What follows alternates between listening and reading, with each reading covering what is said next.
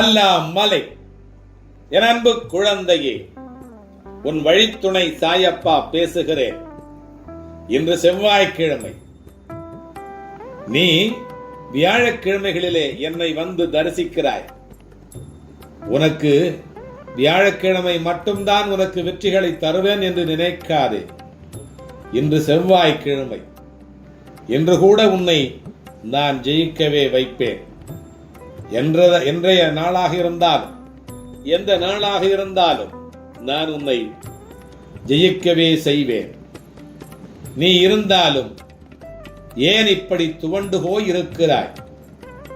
நீ துவண்டு போய் தைரியம் எழுந்து இருக்கும் அளவிற்கு எந்த காரியமும் இங்கு நடந்து விடவில்லை. நீயே தோற்றுவிட்டது போல ஒரு பொய்யான எண்ணத்தை உருவாக்கி உனது நிம்மதியை தொலைத்துக் கொண்டிருக்கிறாய். நிம்மதி இல்லாமல் எப்படி நீ வாழ்வாய்? உன் நிம்மதியை விட வெற்றி தோல்வி என்பது பெரியது இல்லை. உன் நிம்மதியை தொலைக்கின்ற அளவிற்கு, தொலைத்துவிடும் அளவிற்கு ஒரு வெற்றியோ ஒரு தோல்வியோ அதை தூரமாக்கி விடு. வெற்றி என்பது யாது? ஒரு விஷயத்தை கையில் எடுத்து அதற்கான நுட்பங்களை கற்று அதனில் போட்டியிட்டு உழைத்து வெல்வதுதான் வெற்றி. தோல்வியோ வெற்றி என்பதை விட அதிகமாக கற்றுத்தரும் ஒரு ஆசான். ஒரு ஆசான் கற்றுத்தரும் அனைத்து பாடத்தையும் தோல்வி நமக்கு கற்றுக் கொடுக்கும். தோல்விக்கு நிறைய ரூபங்கள் இருக்கும். துரோகம், ஏமாற்றி வெல்வது என நிறைய விஷயங்கள் சேர்ந்துதான் உனக்கு தோல்விகள் வந்திருக்கும். அவைகள் உனக்கு கற்றுத்தரும் பாடமே வாழ்க்கையில் வெற்றியின் சாதனைகளாக உனக்கு அமையும். தோல்வியிலும் தனிமையிலும் கற்ற பாடம் குரு போதித்த பாடங்களுக்கு ஒப்பிட்டு கூறலாம்.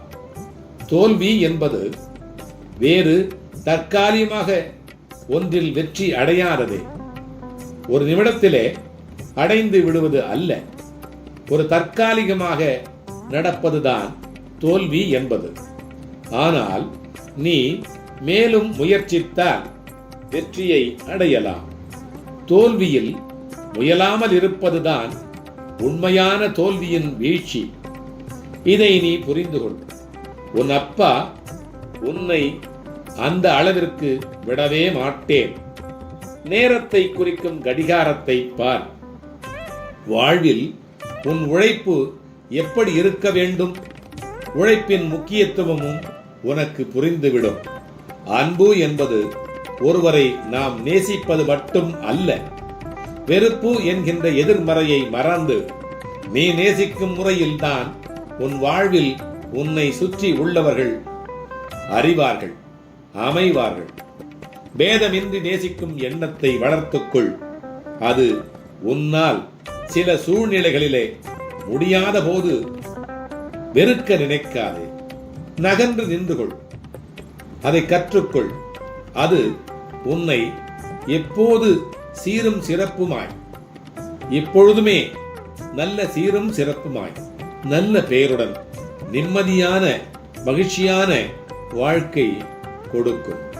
அந்த வாழ்க்கை உனக்கு நிலைக்கின்ற வாழ்க்கையாக அமையும். அதையே நான் உனக்கு சொல்லுகிறேன், அமைத்தும் கொடுக்கிறேன். அல்லாஹ் மாலிக்.